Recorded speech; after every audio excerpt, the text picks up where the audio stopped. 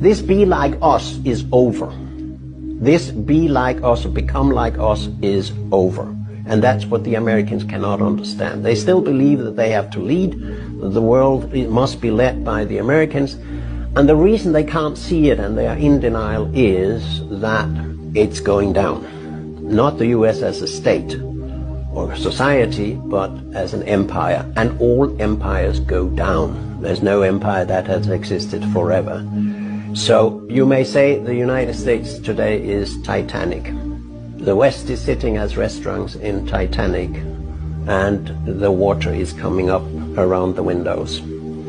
Now, instead of then reaching out and say, okay, our time is over, we will be one among many and we will cooperate with you, what they do is they insist on one thing, and that is to dominate by means of deception, untruths, narratives, and secondly, militarism. I would like to predict at this occasion United States will go the same way as the Soviet Union because it is militarizing itself to death. The Americans don't do diplomacy anymore. They send weapons. They pour in weapons because that's what they are best at. But no country can survive with just being strong in one sense. For instance, militarily. If you become politically weak, you become economically weak, you become psychologically weak, you become weak in terms of international law and legitimacy, then you are on your way down. A strong country is one which has high level on all power indicators and do not over-militarize and neglect the other power scales. The United States has, you can say, a MIMAC. MIMAC. Military, Industrial, Media, Academic Complex. These are elites who have common interests with each other, such as producing weapons, selling weapons, using weapons, destroying countries, rebuilding countries again. But they do not have any common interest with the people in their countries. They're outside democratic control, and who said that? President Dwight D. Eisenhower in 1961 or 2 or whenever he made his farewell speech. It's a very famous speech by a man who was a general himself, who said the United States has developed a military-industrial complex. He didn't call it MIMAC as I do. And we need to put it under control to remain a democracy.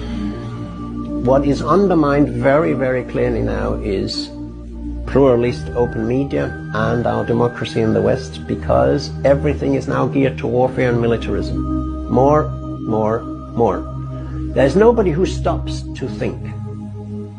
There's nobody who stops to think about the long-term consequences of pouring in weapons and never solving the conflicts. You just look at what goes on now in Israel.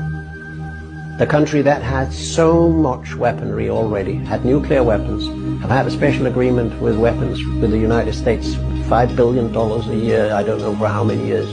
What is the first reaction in Washington? We must transfer even more weapons to Israel. This is a sick society. It's a sick way of thinking.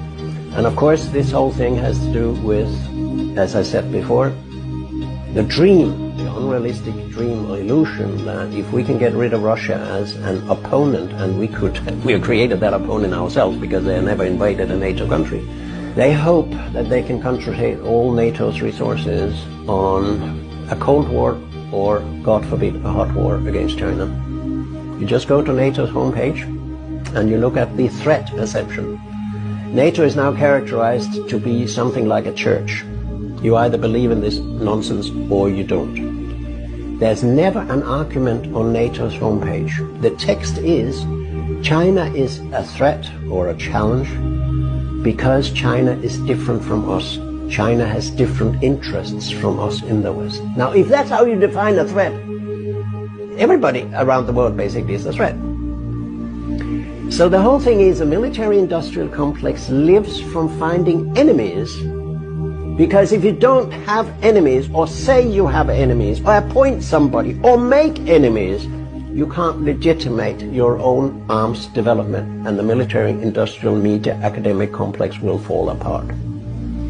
So that's why the moment we get rid of that military-industrial media academic complex, we can begin to talk to each other as human beings.